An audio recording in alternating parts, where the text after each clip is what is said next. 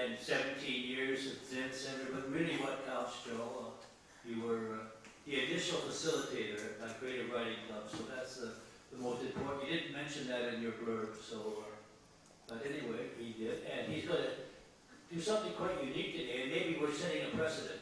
You're going to make this into a classroom that was similar to some of the classrooms that you ran back in San Francisco. So I'm going to throw the ball into your court, and you're going to take it from here. And the only one thing you have to remember, talk directly into the mic. I learned that when doing radio. We even would have to have instructions on how close you have to be to the mic. Don't be further away than the size of an orange or a small grapefruit. And some people, you even hear some people here are what we called mic shy. You know, their mic is over there and they're talking like that. Okay, so we'll get started, and I'm sure some people will trickle in, but first I want to ask, how many of you have some familiarity already with Zen? How many of you already know some things about Zen? Very few. And but how many of you are more familiar with Thai Buddhism, Theravada Buddhism? Okay, a few people. And how many people here are not familiar with Buddhism at all? I see one hand raised.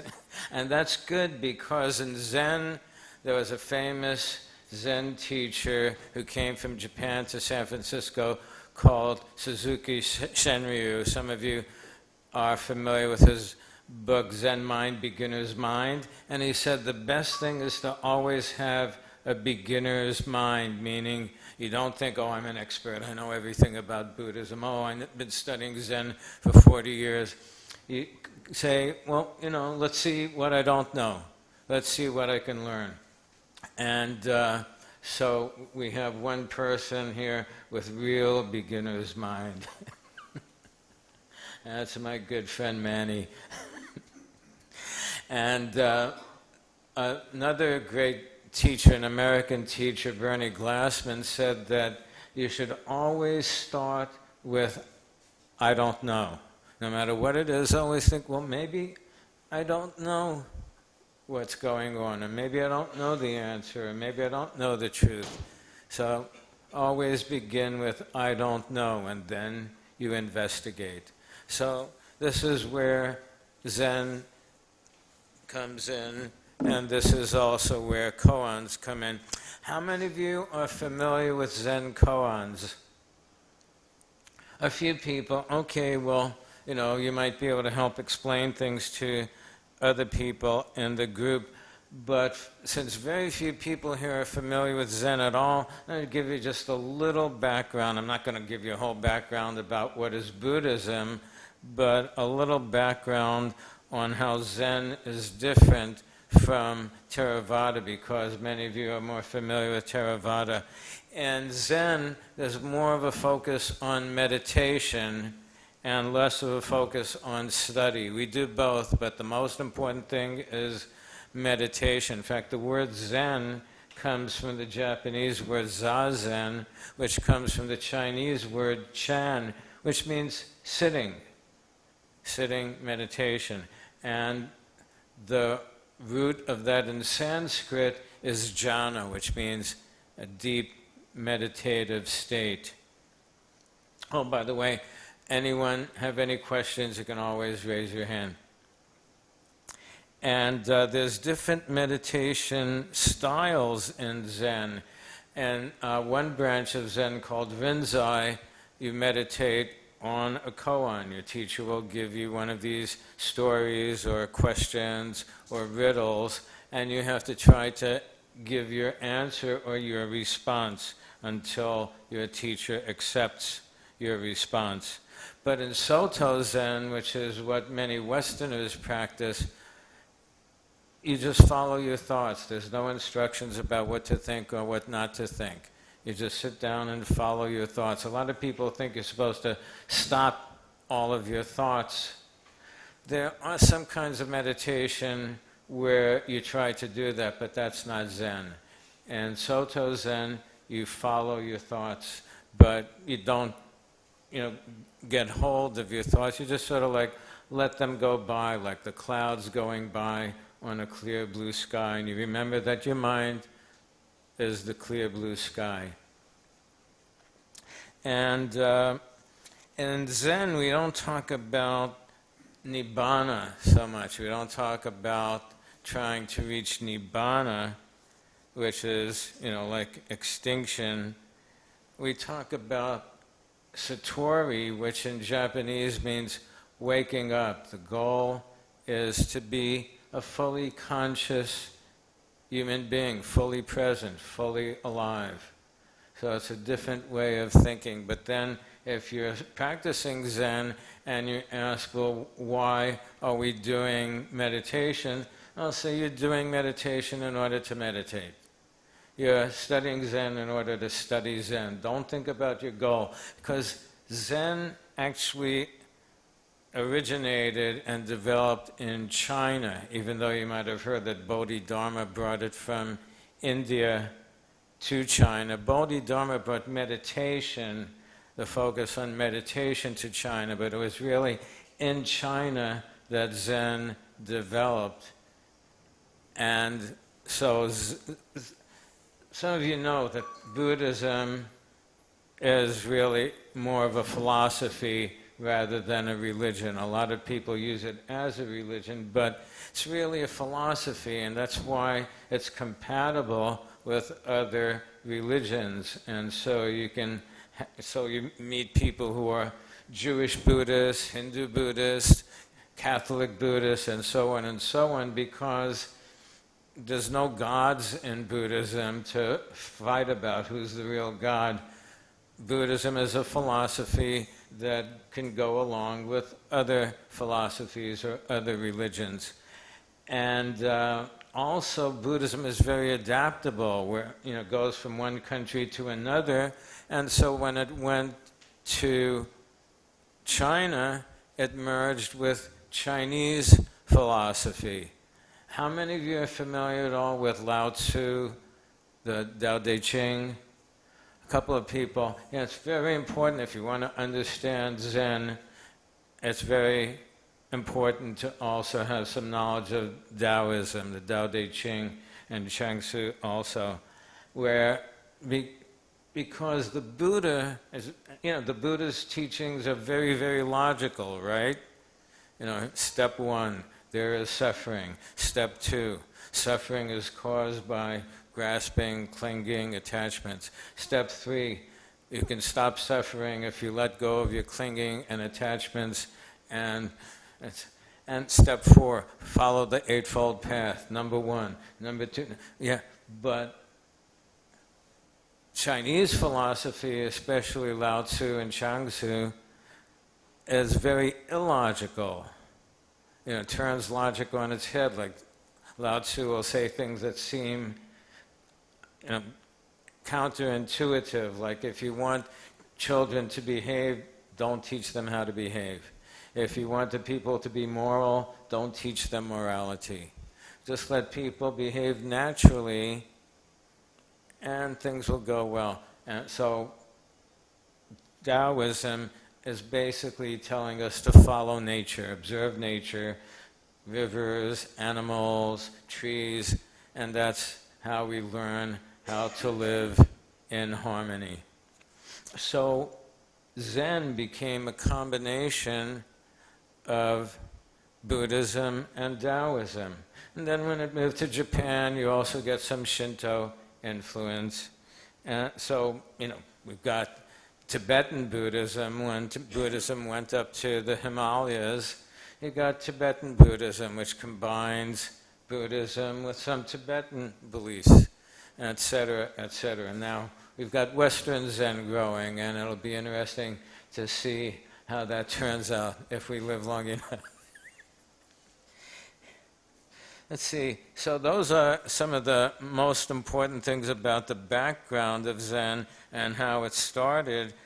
But in terms of beliefs, the main ways in which it's different from Theravada Buddhism is it doesn't rely so much on the Buddha's suttas, it relies more on personal experience. What is your own experience? And many people don't know this, but the Buddha didn't teach reincarnation. The Buddha taught rebirth, which is very, very hard to explain, and something about how your energy somehow continues after you die. But it's not transmigration of the soul like it is in Hinduism. It's not you die and then your soul comes back in another body, because in Buddhism there is no soul. There is no permanent self. And nothing is permanent, so how can there be a you that will come back and continue in another lifetime? But most Buddhists believe in reincarnation, and some of you, has anybody here when Gil Alan came here in the past, Zen teacher from Israel? Just Tom? Well, so after all these years of is there reincarnation or not, what is rebirth, now when people ask him what happens after we die, he says, I don't know. There's a famous Zen story about that. Zen is full of humor. The emperor of Japan came to a Zen temple and asked the head priest, what happens when we die? And the Zen priest says, I don't know. And the emperor says, you're a Zen priest, you're supposed to know. And the Zen priest says, yeah, but I'm not dead yet. And you'll see some of that humor in some of the koans if you delve deeply into them. And so the focus in Zen is in this lifetime. You're not thinking, oh, how many lifetimes is it going to be before I reach enlightenment? Oh, I must be 100 lifetimes away. You can reach enlightenment, you can reach awakening in this lifetime. This is the only lifetime we're sure of, so try and do it now. And I've always thought, when I hear people say, oh, it takes so many lifetimes to reach Nibbana. Well, how do you know you haven't already had so many lifetimes, and maybe this is the last one and you're going to get it this time? So, make the most out of this life. So that's part of Zen also. So I don't want to, like I said, I don't want to lecture. What I want to do is really turn to the koans. And a little background on the koans. So they developed in China during what was called the Golden Age of Zen, from like about 600 to 800 or 900 AD. And that was when you had some of the most famous teachers in Zen history. And so these koans were developed. Anybody know anything about how the koans were developed or how they were used?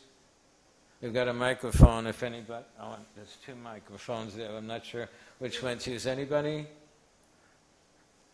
No? Well, okay, just briefly, they were used as teaching methods, like teaching stories for the monks to sort of like get out of their normal thinking, get out of their normal mind, because that's a big part of Zen, to think differently. That's where Apple got the idea, think different. The founder of Apple, what was his name again? Steve Jobs. He was a student of Zen, and that's part of Zen, to let go of your logical mind. Think about it. Is everything in life logical? Are we always logical? No way, right? So in Zen, it's like trying to let go of that logical mind that's always trying to think, oh yeah, I know the answer. And you get questions, or you get dialogues, or you get stories and conversations where it's like, wow, what the hell does that mean? How would I answer that if I was in a Zen monastery and my teacher asked me this question? What would I say? What does this mean to me? And Gil Alon used to say that every koan is about you. So what you're looking for is your own authentic answer. So don't ask what's the right answer. Don't ask me, Joe, what's the right answer to number 2? There is no right answer. There's only your answer, the one that's really genuine for you. I can have my answer. I could tell you what my answer is, but it's not your answer. You have to answer the question yourself. How can then the teacher say, I'm satisfied with your answer? Yeah, the teacher, if it's... let me repeat the question. He said, how can the teacher say, I'm satisfied with your answer? Well, if the teacher is perceptive enough or knows you well enough, it can tell whether your answer is really genuine, as opposed to you're trying to show off how smart you are, or you say, well, in the blah, blah, blah sutta, the Buddha said blah, blah, blah, blah, blah, blah, blah, and Dogen's commentary on this was blah, blah, blah, blah. Get back to the cushion. And that happens like Gil, his first time with his Zen teacher, the first thing was holding up a glass, it's filled to the middle, and said, is this glass half full or half empty? And Gil said, it's half full. And the teacher said, wrong, go back and meditate more. And so Gil comes back later, okay, it's half empty. And the teacher says, wrong, go back and meditate. And the Gil comes back, it's half full and half empty. Get back and don't meditate.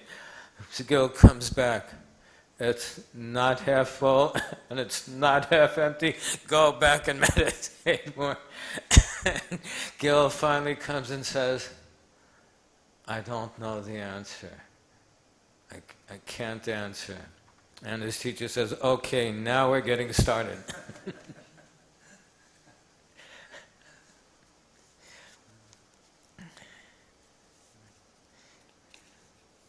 So what I want to do is hand out some, maybe you can help with this handout. I typed up 3 koans from what's called the Gateless Gate.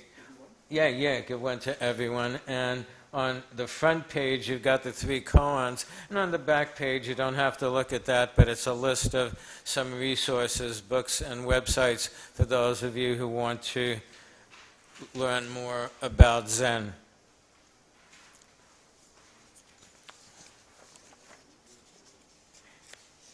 And the first 2 need a little background. The third one, I think, is self-explanatory. But what I'm going to do is give you a little background on the first 2, and then ask you all to get into groups of maybe like 3 or 4 or 5 to discuss the koans. But what I want each of you to do is, without saying it out loud, but just either writing it down or having it in your mind, how would you answer this koan? Or how would you answer this question? Or how would you respond to this story?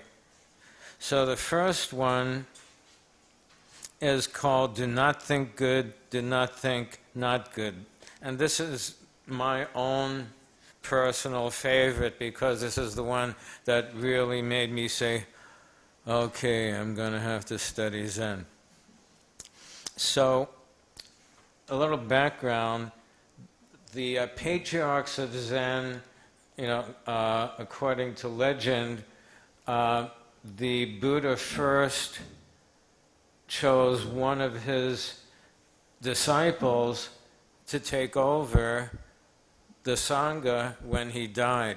And the story behind that, which is also a koan, is that the Buddha came in, and for the first time he didn't say a single word. He held the flower in his hand and twirled it around. And only one monk smiled. The rest were all looking very serious.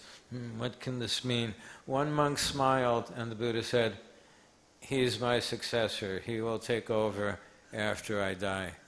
So they called him the first patriarch, or the first ancestor of Zen. And then every time one of them was about to die, he would take the bowl and robes that the Buddha had handed to him and give them to the next person who would be the next successor. So the fifth patriarch was about to die, and he said, "Okay, the monk that writes the best poem will get to be my successor, and I'll give him the bowl and robes." And so everybody thought, oh, the head monk is going to do it. He's, the smartest guy in the monastery. And so the head monk wrote a poem, posted it on the wall, saying, your Buddha is like a tree, and the teaching is like a mirror. And so you have to keep the mirror clean and keep wiping the dust off. Keep the mirror clean by wiping the dust off. And then the cook, who was illiterate and had no education, asked one of the monks, "What, can you read me this poem?" And so the monk read the poem to him, and the cook said, "Can you write my poem underneath?" And the monk is very surprised. Well, okay. And so the cook wrote, "The Buddha is not a tree, and there is no mirror. If everything comes from emptiness, how can there be any dust?" And when the fifth patriarch heard this, he said, "The cook is my successor." And so he called the cook, "Come quickly." And he said, "I'm going to give you the bowl and robes. I'm dying. I'll be dead soon. But you grab these and run, because the head monk is going to be really angry." And he and his friends are going to run after you. So run as fast as you can. But carrying the bowl and the robes, he couldn't run as fast as the head monk. So this is where we get the koan. When he did not think good, did not think not good, when he became emancipated, the sixth patriarch received from the fifth patriarch the bowl and robe given from the Buddha to his successors, generation after generation. The head monk, Imyo, out of envy, pursued the patriarch to take this great treasure away from him. The sixth patriarch placed the bowl and robe on a stone in the road and told Imyo, "These objects just symbolize the faith. There's no use fighting over them. If you desire to take them now." When Imyo went to move the bowl and robe, they were as heavy as mountains. He could not budge them. Trembling for shame, he said, "I came wanting the teaching, not the material treasures. Please teach me." The sixth patriarch said, "When you do not think good or not good, what is your original face?" In Chinese, that means, what is your true self, your original nature? Before either of your parents were conceived. At these words, Imyo was enlightened. So you can either, like I said, you can either write it down or just have in your mind. How would you answer that yourself? When you do not think good or not good, what is your original face, your true self, before either of your parents were conceived? What does that mean to you? How would you respond to that? So you can take a minute to think about that.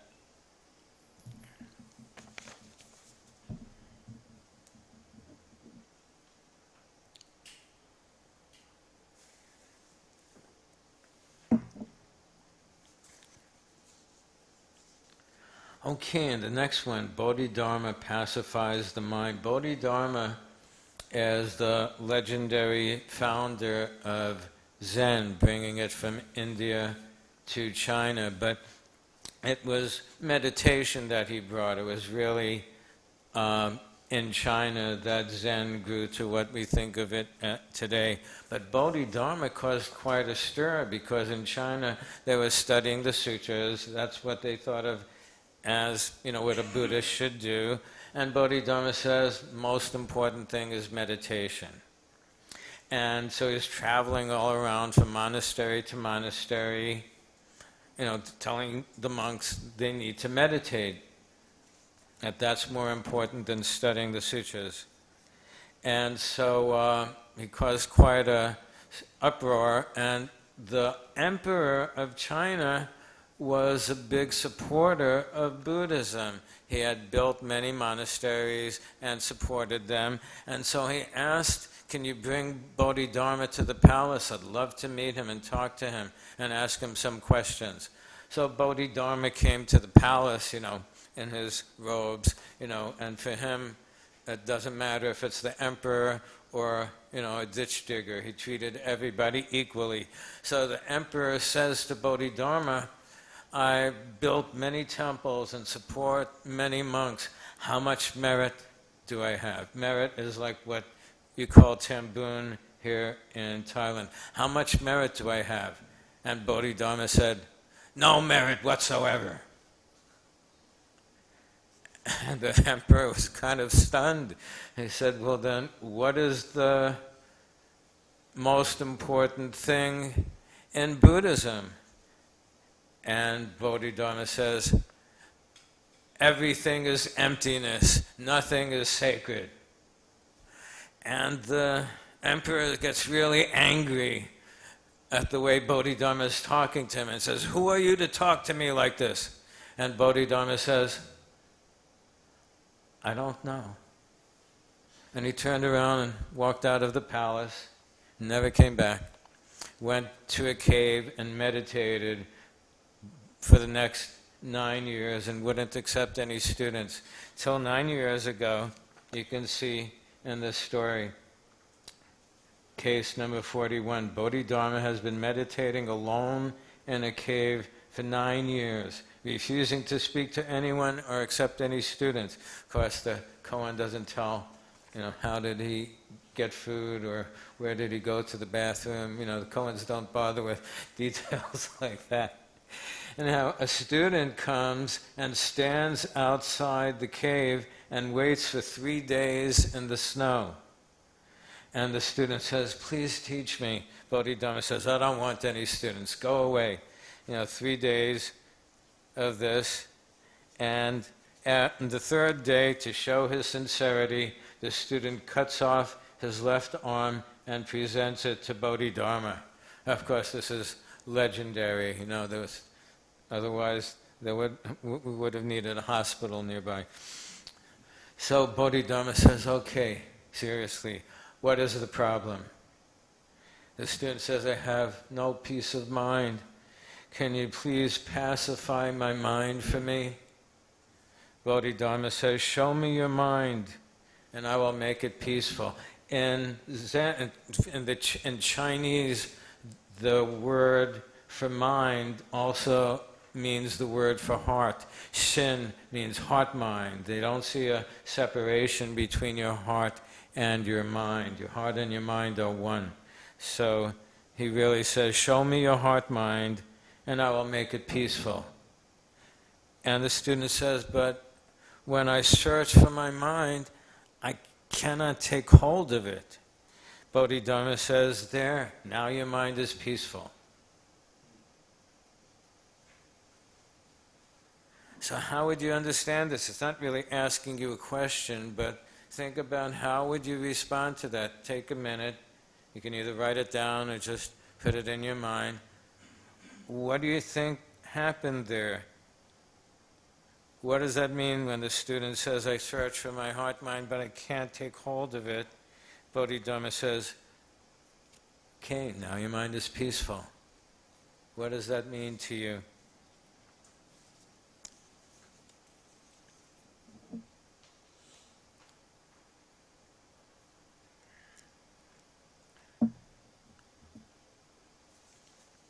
sometimes you think about these koans for 20 years and one day it hits you. Oh, I get it. And the last one is more self-explanatory. Koan asked, the past and future Buddhas both are his or her servants. Who is it? The past and future Buddhas both are his or her servants. Who is it?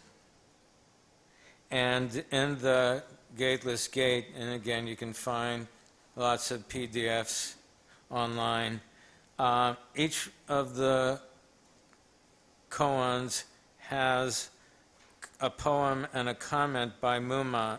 Muman was the one who put together all of these koans. And Muman says, if you realize clearly who he or she is, it is as if you met your own father or mother on a busy street. There is no need to ask anyone whether or not your recognition is true. So how would you answer that? The past and future Buddhas, both are his servants. Who is he or who is she?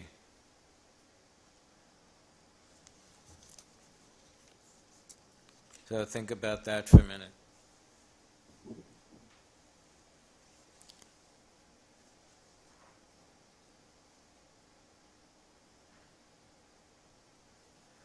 So what I'm going to ask you to do is I would like you to move around, in your chairs or your cushions, however you feel most comfortable, and get into groups of maybe 3 or 4, so everyone has a chance to talk. And how many of you would like most to talk about the first one? Do not think good, do not think not good. Please raise your hand so I know how many people want to talk about that one. Okay, looks like a few people. And so those people can get over here. It looks like there's just about 4 people who want to do that. How many of you want to talk about Bodhidharma pacifies the mind? Okay, so it looks like everybody's in that first row of chairs over there, so you can get together in a circle there. And the rest of you, you might need to form 2 groups for the last one, the past and future Buddhas. How many of you want to talk about that one? Nobody? And the rest of you don't want to talk about any koans? Wait a minute, you guys got to cooperate here. All right, well, how about, anyone want to volunteer to be the icebreakers for the past and future Buddhas or his servant? Anybody? Any volunteers? Okay, get over here. I might have to grab a couple of people, and the rest of you can have to pick a group to get into, but try not to get into groups of more than 4 or 5 people. But everyone really has to cooperate. This isn't high school.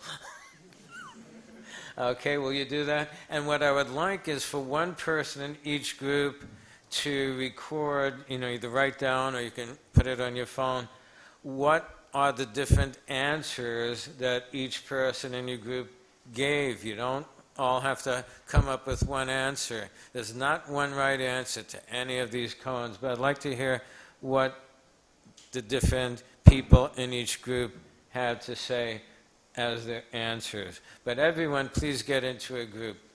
Okay? So, do not think good, do not think not good. Over on this side, Bodhidharma pacifies the mind in the middle. Who is he or she? And this side. And I'll come around with the microphone. Okay. That's good. Better if you move around Sorry? for the online audience. If I do what?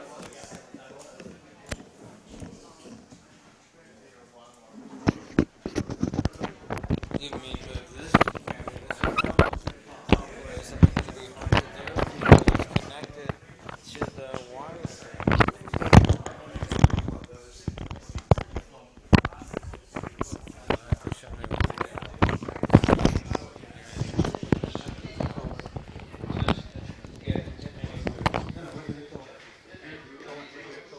it's a question or a riddle or a story conversation. On your, Can you put it in any pocket? this pocket? Will fit? Okay. Is it? And then just write.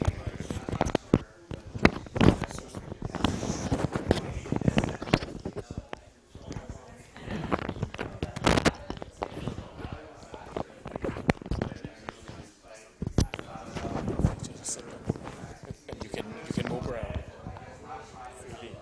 Okay, but will they be able to hear the people in the group? And also people online can hear.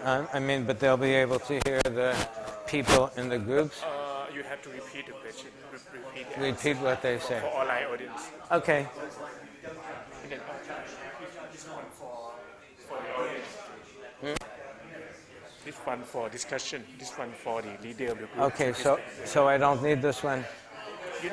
You need for the room, for everyone in the room. Okay. Okay. All right.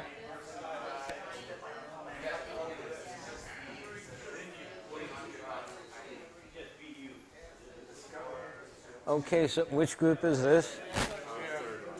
The last one. Do you have any questions about the koan or anything about it that you don't understand? Well, we started discussing about what is meant by past and future Buddha. Uh-huh. Are these physical Buddhas? Or are this, Oh, is it meant as a that's a Buddha good question. in you that I you sh- have to undercover or discover? Boy, that's a very good question because usually it would just be thought of as the Buddha Shakyamuni, and there are some Buddhists who believe that there's going to be a Buddha of the future, just like Christians believe that Jesus will come back, or etc. So, but what you just said is equally brilliant. So it could be both. Could be the Buddha of the past and the Buddha of the future inside you. Yeah, so that's a good thing to also talk about. Anything else? What does it mean, servant? Yeah, what does that mean, servant? The Buddha of the past and the Buddha of the future are who's servant? Who are they serving? What does it mean actually, servant? Yeah. You know, like, is a servant, See, I can't answer that for you. You guys have to discuss that. so is the servant meant as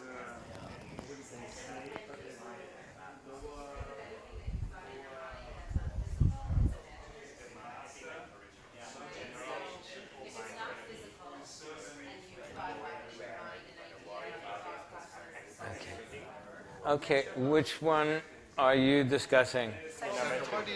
The second one. Okay. Anybody have any questions about the koan? Anything about the koan that you don't understand?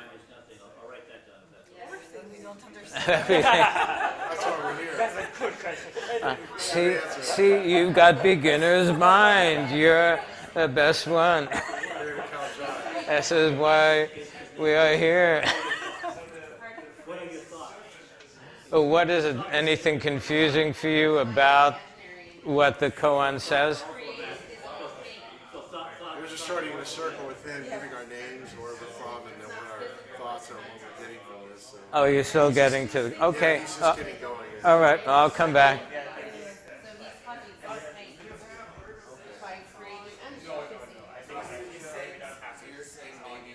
Hi. Do you guys have any questions about the koan itself or any part of it that you don't understand? You don't understand? There is no question. That's why you don't understand it. There is no question. It's a conversation. Some of the koans are just conversations. They're not asking you a direct question, but they're giving you a conversation or a story or a riddle, and you give your response. How would you respond to this? The man says, I have no peace of mind. Bodhidharma says, show me your mind. And the man says, I cannot take hold of it. And the Bodhidharma says, now your mind is peaceful. What does that mean? You'll get four very different, equally valid Yeah, answers. yeah, good, good. That's what we want. Okay. Right. So your last word, Danielle, your mind is not, and then you said Hi. Hi. Excuse me. Good. Yeah, I just want to see if there's anything about the first koan that you're discussing that you don't understand or you find confusing or that you need to ask any questions about. I think this is probably the easiest of the three. Yeah, it might be the easiest to answer, but it might take you 20 years to actually do it. The answer is 40 to 60 years. Yeah. Okay, good. So I'll give the groups an extra few minutes. And so you can have 5 different answers that could all be equally valid.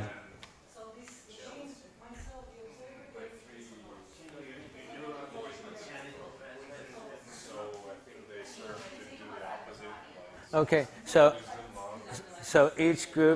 your group should have someone who's going to sort of like report back to the whole group of, how people in the group answered the question.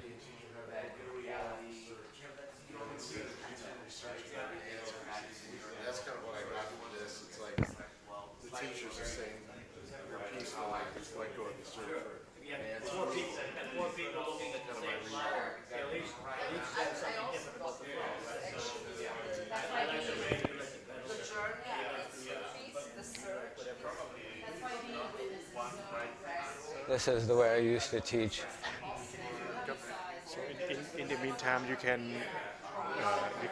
talk to online audience as well Oh, if you okay. have something to share.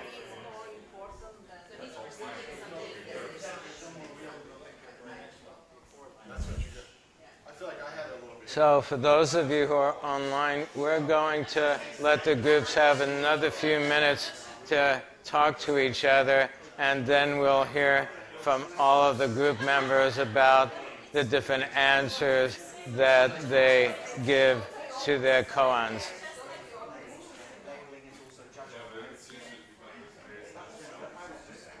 And I don't have any right answers.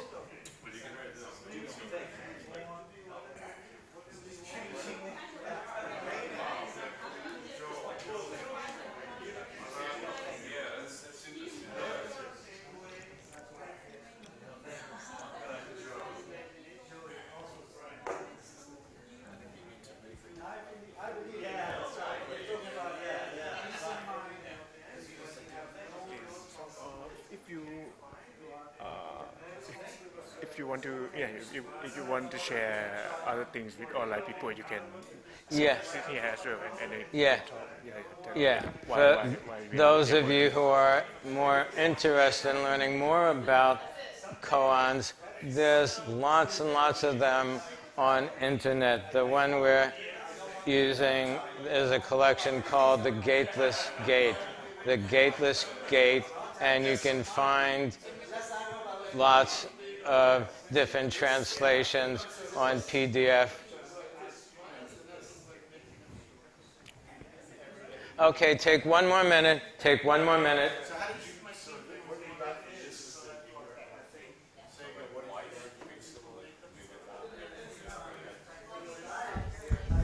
I don't know how this is going to look. I don't know how this is going to look on YouTube. Doesn't matter. But the important thing is to get everyone involved. Not, not just to be sitting there listening. We've got some new people, which is good. That guy Manny, the one in the light blue shirt, he's an old friend of mine. This is the first time he's ever been to a Buddhist center or a Buddhist temple in his life. Do you want the mic to be this one or attached with you? Do you want the online mic to? Oh, no, I'm going to sit down again. Oh, All right. okay. Let me wire to that. Yeah, okay.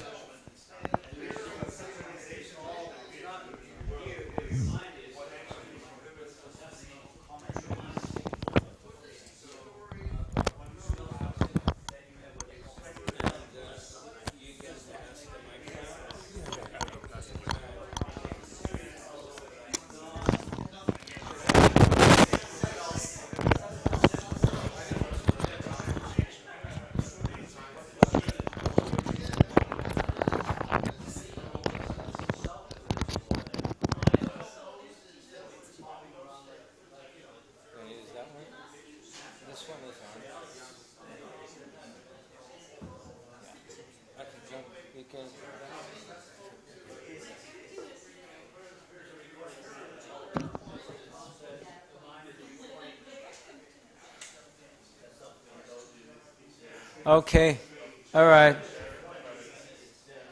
I don't have a bell to ring, but let's get started.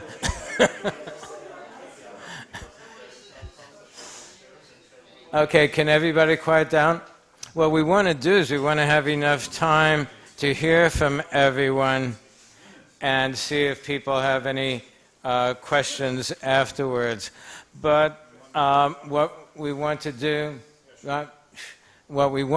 is start with one group at a time, and we'll ask that group to give, if they decided on one answer, or if there's 5 people and have 5 different answers, that's fine. So we want to hear first from the group that had number 23, do not think good, and that's the group over here.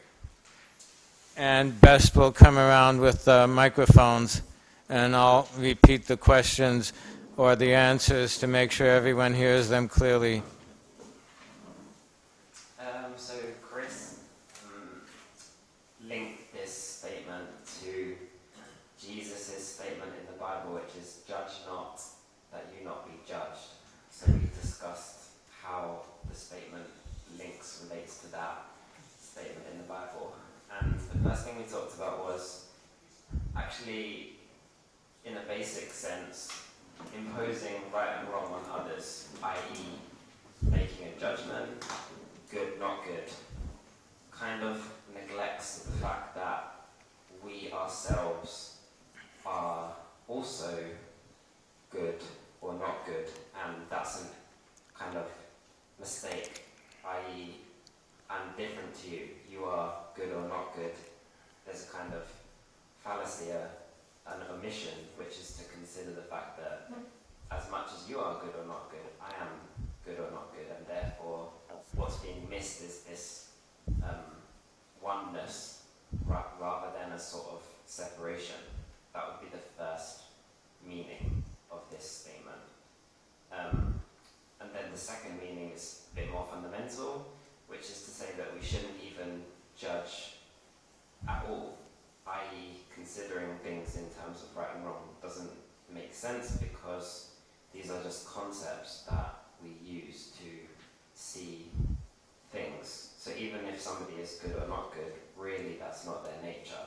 So when it talks about your original face or your true self, we said that's like the nothingness that lies beneath good or not good. So if you strip away these concepts, you don't see people in these terms. Instead you see a kind of originality, just a basicness, but we didn't quite know what that actually looks like in practice. Somebody here said it's like being a child. You see the world in those terms without concepts and just through sensations. That's a very good answer. Did anyone in this group have any different answer or want to add anything? You can use the mic. I'm sorry, can you? That was a group effort, okay. Anybody in any of the other groups want to give their answer to koan number 23? If you had something different to say than what he said. Yeah? Yeah, so like when I read it, like intuitively, I had this thought that like, what's your original face, your true self before either of your parents were conceived? I think in like you neither existed or not existed, but at the same time you were wise. So it's not really like a logical answer, but like basically you existed outside of like our usual conception of how something exists or doesn't exist, when even your parents aren't born yet. But you are part of this like oneness that has wisdom beyond like human being wisdom, something like that. That's also a very good answer. Anybody else? Anyone want to give their response to Koan number 23? Yeah? That we Please use the mic. Yeah. that we are not existing in isolation, but we are the result out of a process of life. So, because we see ourselves and we perceive ourselves as individual entities, but we are actually the result of a process, and that process is within us. So we perceive ourselves as being detached from this process, but we are actually the result of the process. So I think the way I would interpret this is that the face we are having is more the way we perceive ourselves, and that perception can be very superficial, or it can be rooted back in us coming from somewhere and going somewhere. Okay, anyone else want to respond to Koan number 23? And again, remember, there's no right or wrong answers.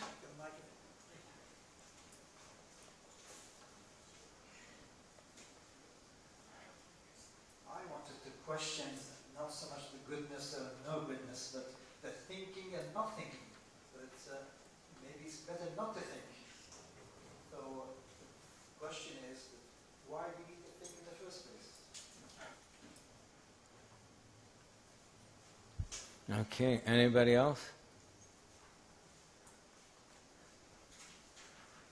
So now, don't ask me what's the right answer, but I can only give you my answer. But when I read this, I was reading through the koans and the gateless gate, and this one stunned me. I thought, you mean I have an identity beyond what I was taught to believe, beyond what I was taught to believe about myself. I wasn't just thinking, what was I taught to believe about my religion? What was I taught to think about my country? What was I taught to think about, politics? But what was I taught to think about myself? What did my parents tell me I was? What did my schooling tell me about myself? What about my religion? What about my community, my country, the president, the rabbi? And am I really what they told me I was? Or and this tells me that I have an identity or a possible identity that goes beyond what I was told about who I was or who I should be. And I thought, this is what I really need to investigate in my life, because I don't know who I am. That's a very important part of Zen and Buddhism as a whole. You are not who you think you are. You have this identity. All of our identities, including mine, are construction. Oh, I'm a retired teacher. I study Zen. I write poetry. I'm married to a Thai woman. I live in Bangkok, and so on and so on and so forth. But who am I beneath all of that? and all of the things that I believe in about myself and about the world, how many of them are really my own thoughts rather than what I was told to believe? And so, it took, I spent years and years and years of this. You'd be surprised how many people in a Zen monastery, when the teacher says, "Why are you here?" they say, "I don't know who I am." Because are we really taught to examine ourselves when we're growing up in school, in our church, no, this is how you should behave. This is what to think, right? So one of the metaphors we use is you find out who you really are by peeling the onion. The onion has all these layers. Well, here's what my parents told me about who I am. Can I strip that away? Here's what my teachers and fellow students told me about who I am. Can I peel that away? What about me? Who do I think I am? What are my own beliefs rather than what I was told or taught? And so that was the beginning of a very, very long, long journey.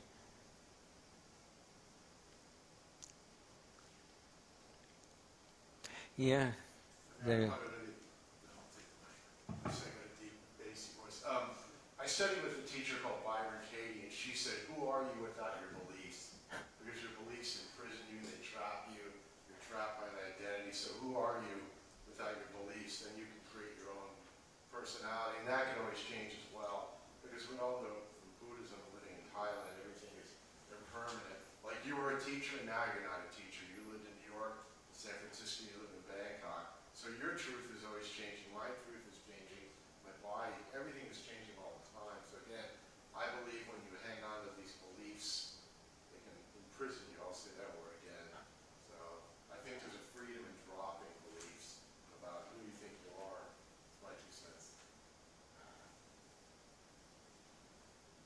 And we also say, you are not your thoughts.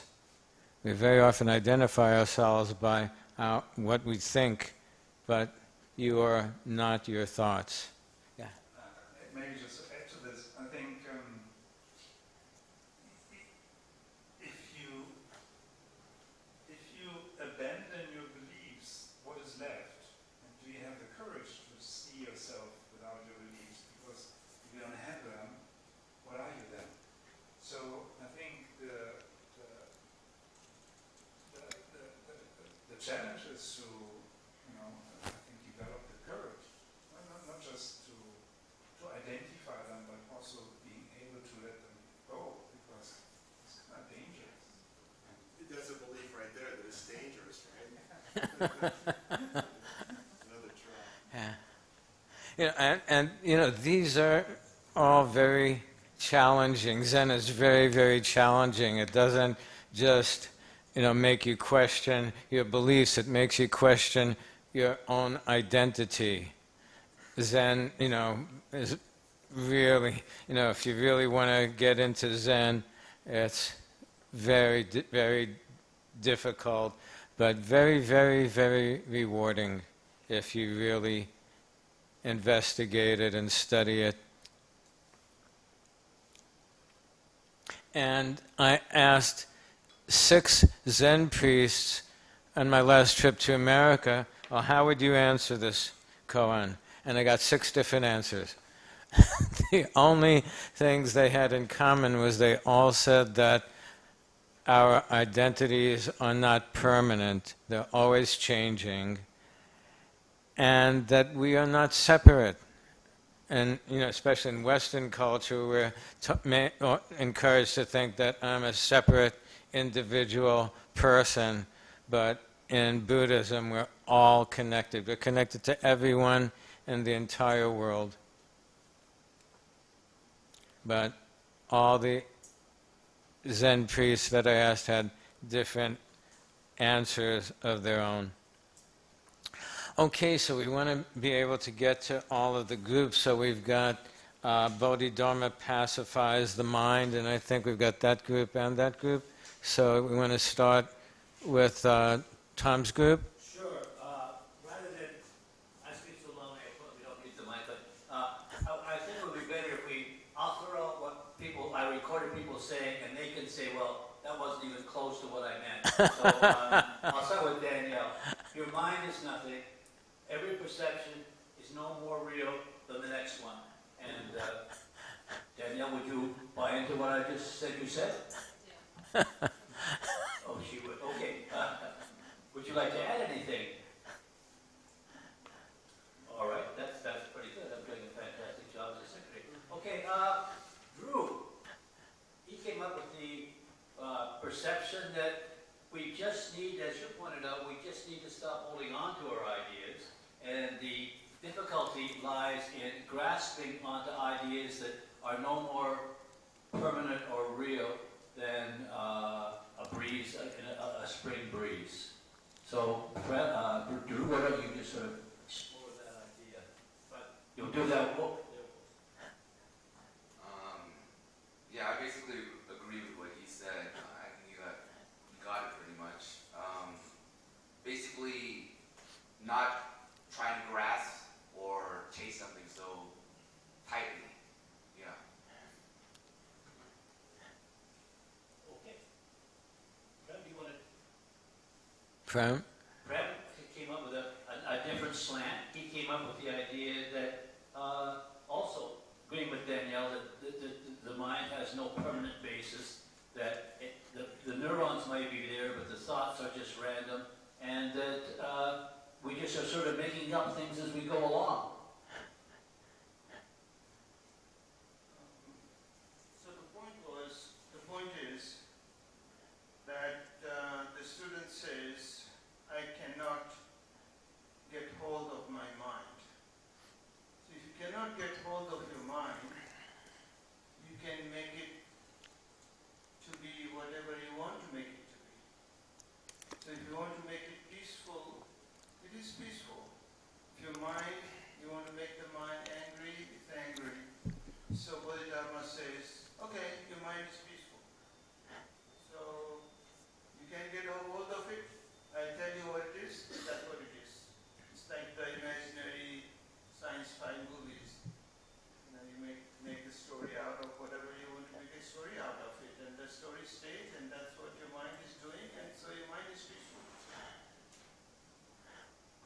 Okay, I was the last one, and I suggested that the mind was probably just a recording machine, that it got external stimulus, and the external stimulus decided what the mind was going to think. If it was a sound, it became a sound mind or a feeling mind. So it really had no actual value, except it was simply there to keep you surviving 1 minute after the next, and as long as it was doing its job, it didn't have any real value.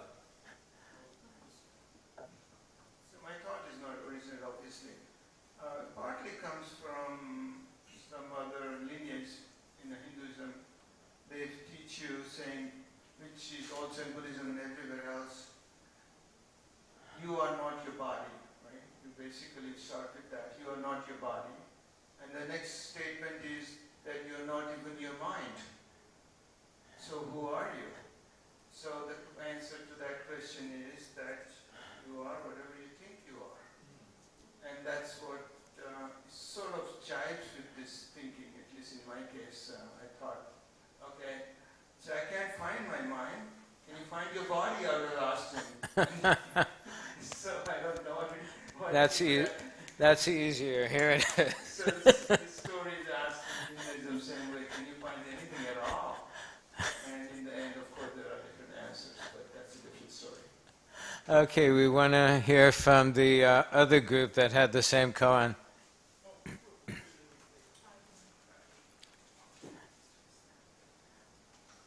I cannot compete with your notes. My notes were done on the phone, so. The beauty of this group is that everyone has a different answer. So the first one was Natwa, I'm pronouncing it well. And he said that, well, he compared it with the Thai Buddhism, so maybe best you will also know. He said that the mind, he feels the mind is not yours, because if the mind is yours, then you would be worrying. So the way not to worry is having the mind away. It's not yours, right? And it was my turn, and my definition, my internal fight was, okay, if I can see the mind, then I'm obviously not the mind, so maybe I am the observer, and that gave me peace of mind.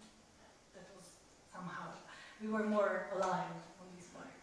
Then we had two totally different aspects. One definition was the reason, the definition was to let go the thoughts and stop searching, while Daniela said exactly the opposite. The answer was in keeping the search and never stopping the research. Totally opposite. And then we ended up with having the peace of mind is meaning, the meaning is not to have responsibility, and the less we understand, we're more ignorant, therefore we are more at peace. And we didn't have, unfortunately, time for your definition, but it was very 360 degrees of different opinions and answers. Okay, thank you. Anybody want to add anything? But make sure you keep it short because I've known you for years. I think we could actually have a whole discussion on something. Hold the mic closer, yeah. Is this better? Here we go. Yeah. We could have an entire discussion about something very, very fundamental. I don't think anybody's really gotten to the core, the root of things, and it's non-self. And there's actually a question for Todd. Do you know who Nagasena, the monk, was? And I think it was called Manindra, the king, and he converted him. What it is, it's a parable. There's a real good YouTube, 6 minutes, maybe we'll put the link. And non-self, he actually, went into, give me an example, practically. So he went to the king, kind of short of things. He went to the king, and the king said, who are you? And he said, I am called Nagasena. I think it means Naga is snake, the Naga snake. Sena would be intelligent or strong. So anyway, Nagasena, then the king said, so who are you? And he said, I have no body, or like I don't have a self. He said, okay, you're in a monastery. So who feeds you if you're nobody? Other nobodies? So he actually said, well, let me explain why there is no Nagasena. He said, outside of here, you came here in a cart. And he said, of course, I'm a king, so they bring me on a cart. Oh, I'm kind of cold in here. But anyway, so he said, okay, that's a cart. And he said, well, of course. He said, where is the cartness? And he said, well, what do you mean? He said, there's the wheel. Is that a cart? No. And then the other part, I forget what it's called in the middle sort of frame, is that the cart? No. And, there's the yoke, I think it's called for the horses or goats. I think it's goats, which is strange. And he said, where is the cart? There is no cartness. There is no cart. There are only parts. And in systems theory, it's called emergent. It's an emergent function. Where is the car today? Where's the gas tank? There's the steering wheel. Or an AI robot, where is the robot? Okay. Well, I think I'm going to have to, move around to other people. Anyone in these two groups want to add anything different that you said as a response to case 41? Anybody else? So some of you have heard of Ajahn Sumedho. He's a famous monk who originally came from America to Thailand, and he said that when he was a teenager, he was very, very troubled, very unhappy, and he thought to himself, gee, what's wrong? My parents are very good to me. I have a very nice middle-class life. I'm in a good school. Why am I so troubled? And then he realized it was his own thoughts that were making him miserable. And that was when he decided he was going to become a Buddhist monk, which he has been for many, many years. I think he's retired now, but he was the teacher of many of the younger Buddhist monks that we have in Thailand. And so that was what I realized also after, maybe years after I first read this koan, that it's my own thoughts that make me unhappy. And I went to a monastery in Japan for just 3 days to visit, and the head priest there was the grandson of Shunryu Suzuki, Zen Mind, Beginner's Mind, but he stayed. He and his father went back to Japan to keep their own monastery going in a city called Yaizu. And so I basically hung out with him and his wife for 3 days, did some work in the office, did some temple cleaning, and I was usually the only one meditating with him. Hardly anyone in Japan still does Zen meditation. And so on the third day, when I was about to leave, oh, thank you so much for your hospitality and your kindness and so on and so on. And he said to me, Joe, you think a lot about things that aren't really happening or aren't really going to happen, right? And I'm like, how did he know that after 3 days? We didn't talk about this, just meditated together. How did he know that? He said, try not to do that so much. Have a nice trip. And of course I still do it. Oh my God, what if this happens? What if that happens? What,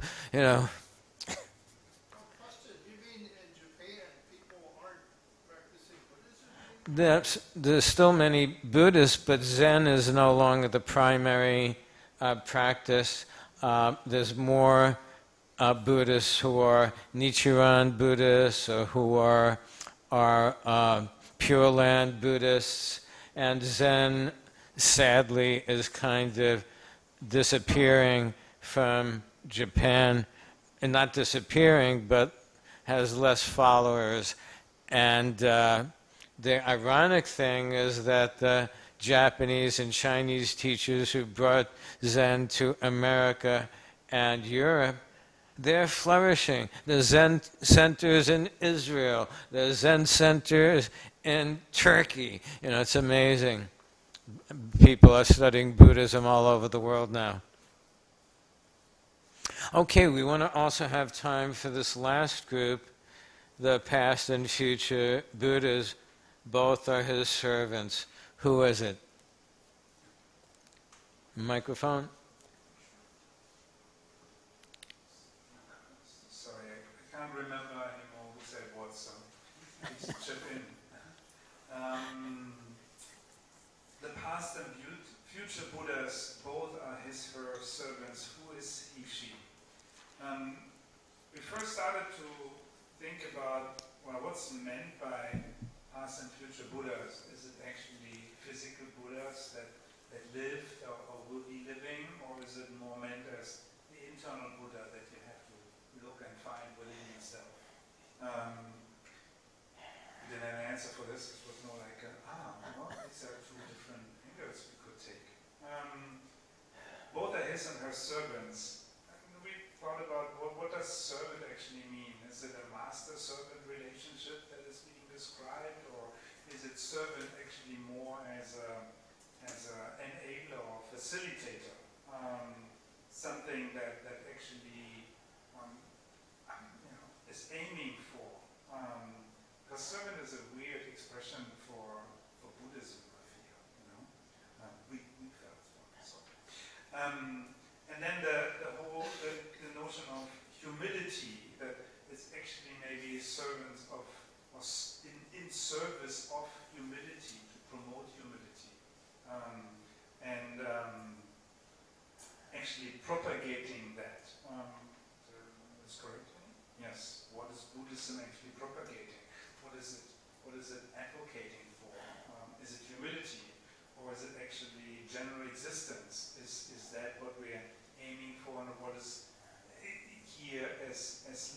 serve for? Is it general existence or the true nature of existence? Is there a certain kind of unity of everything within this world of humans, and you said it before, that we're all connected to it? And what is the ultimate purpose? Is the ultimate purpose then this unity of the true nature? Or is it actually the true self that is actually, when we thought about true self, if you would actually meet your true self, you would have an experience as if you met your own father or mother on a busy street, where there is no recognition being required because it would be automatically. Or is it finally, but then we thought, but there is no self because the self doesn't exist, so maybe it cannot be the true self. And that led us to emptiness. Maybe it's all about emptiness and finding emptiness.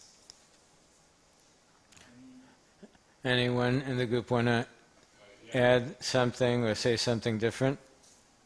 One more immediate thought that I had when I read this one is probably something that's about wisdom, love, and generosity, like the opposites of three poisons. So the past and future Buddhists are basically serving these three things, like three important things for well-being of all beings, something like that. Okay, anyone else?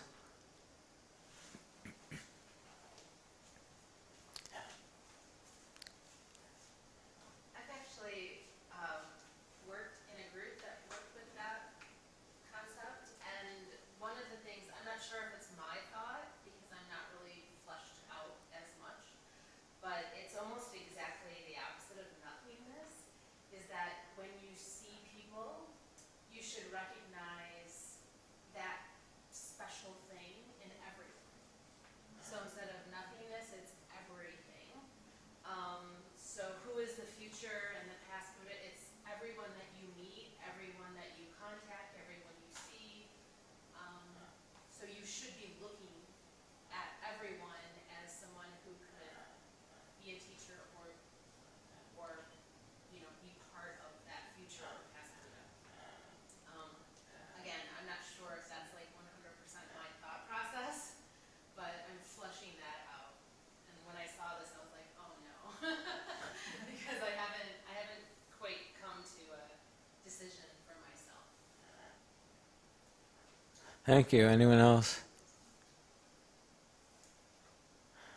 Okay, so, we can see how, there's so many different possible responses to each koan. When I first, and your response could change over the years. When I first read this one many years ago, I thought the past and future Buddhas, both are his servants. Who is he? I thought the Buddha of the present. The past and future Buddhas, the Buddha of the future is an idea that I think Pure Land Buddhists have, that there will be a Buddha in the future, just like Christians believe that Jesus is going to come back, that the Buddha is going to come back in, some other form or some other personage. And so I thought the past and future Buddhas are serving the Buddha of the present, serving the present. And then after years and years and years, I thought, well, they're serving me and they're serving you. That's what the Buddha did for 50 years of teaching, serving all of us. The Buddha of the past and the Buddha of the future, whoever those are. Maybe it's the Buddha inside. In Zen, as in all of Mahayana teachings, everyone has Buddha nature. Every single one of us has the Buddha inside. It's just a matter, even the Buddha said that everyone could be like him if we try hard enough. And so the idea is that everyone has the Buddha inside, the potential Buddha, and we try to realize that as much as we can in our lives. Okay, so we've got just a few minutes left, about 5 minutes left before I think Tom has to make announcements. Does anyone have any other questions about koans or about Zen that they would like to ask.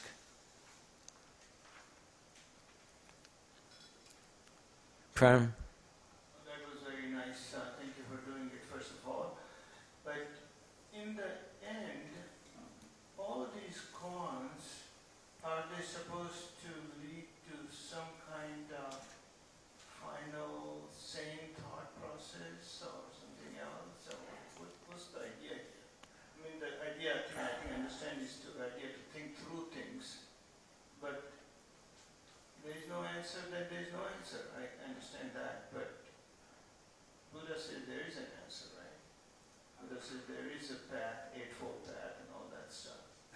So, is there a conflict here? Because there's an argument that koans make you somewhat less calm, make your mind sort of go all over the place, whereas meditation is supposed to make you samatha, calm.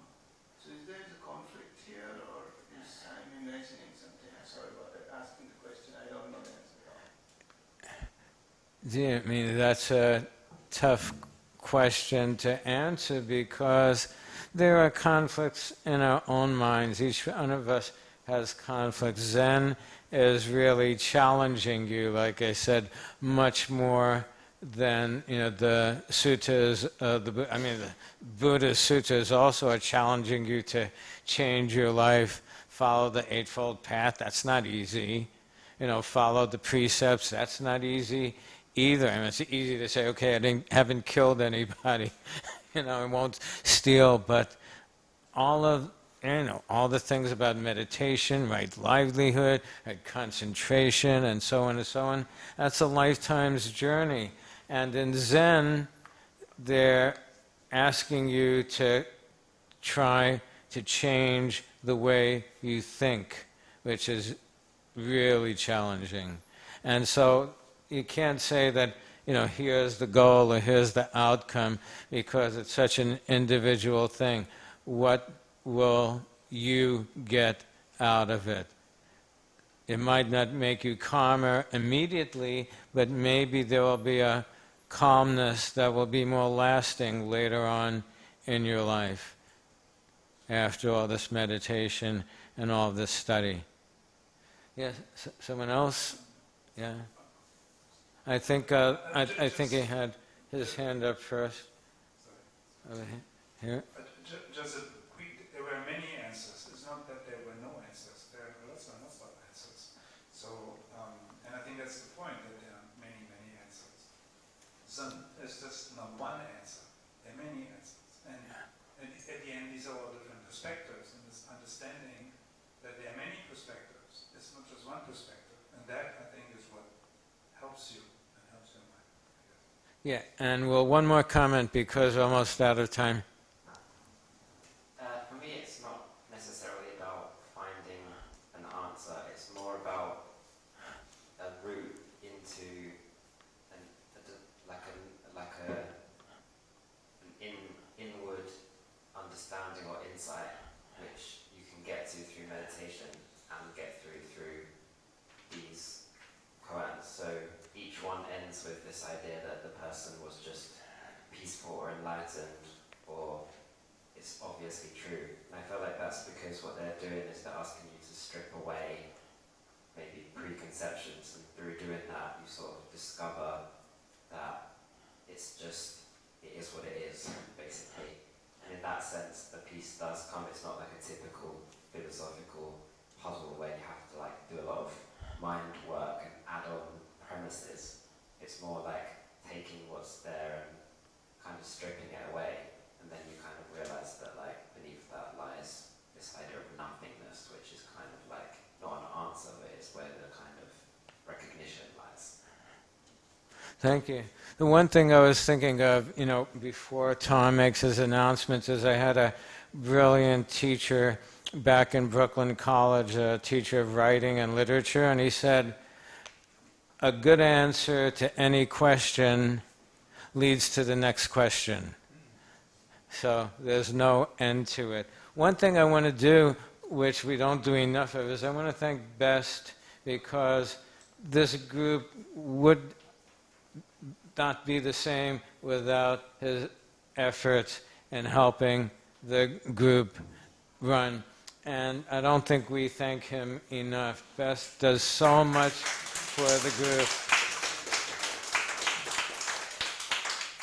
And I think we could see that very clearly tonight more than ever. Help. I wouldn't have been able to do this without his help.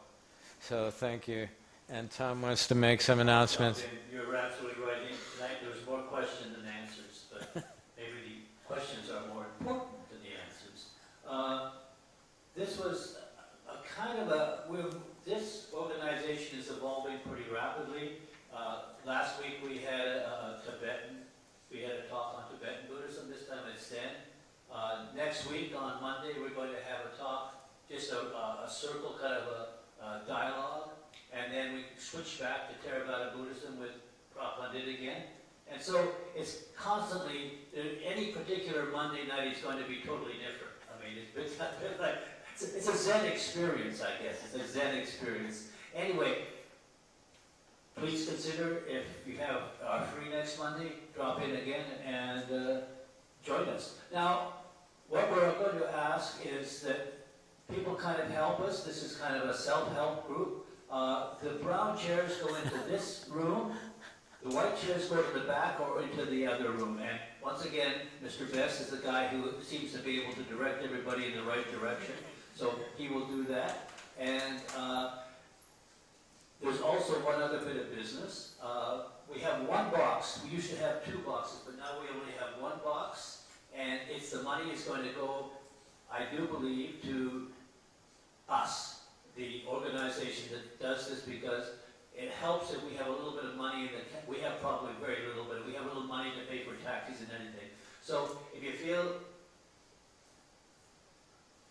in the mood, put a few baht in that coin box and we will use it to fund future meetings. And the last thing, I guess, is that Joe sometimes mentions something about meeting afterwards. Since he's the speaker, I'll let him have the last word. Yeah, so some of us will go to a nearby restaurant afterwards to, have dinner or have a drink or and continue the conversation. And so sometimes we go to Chris's restaurant, sometimes we go to Joe's restaurant. But I thought since Joe is the speaker tonight, we should go to Joe's restaurant. That's Lei Lao restaurant just down the block and around the corner. Much as we like both restaurants, Lei Lao I think is a little more comfortable, and I think it has better food too. Just a little, yeah. So we'll gather downstairs and then head over there. So, and for those of you who are here for the first time, like Tom said, this is not a typical session. More typical session is where you have a monk or a former monk or an expert on some aspect of Buddhism giving a lecture and then having question and answer. But there's different ways of transmitting the Dharma, and this has been one of them. Next week it'll be what we call the Dharma Circle, where we take a certain theme or question or topic of Buddhism, and everybody gets a chance to give their thoughts about it. So I hope you'll come back and come as often as you can. So thank you all for coming. And in Zen, we all bow to each other. Thank you.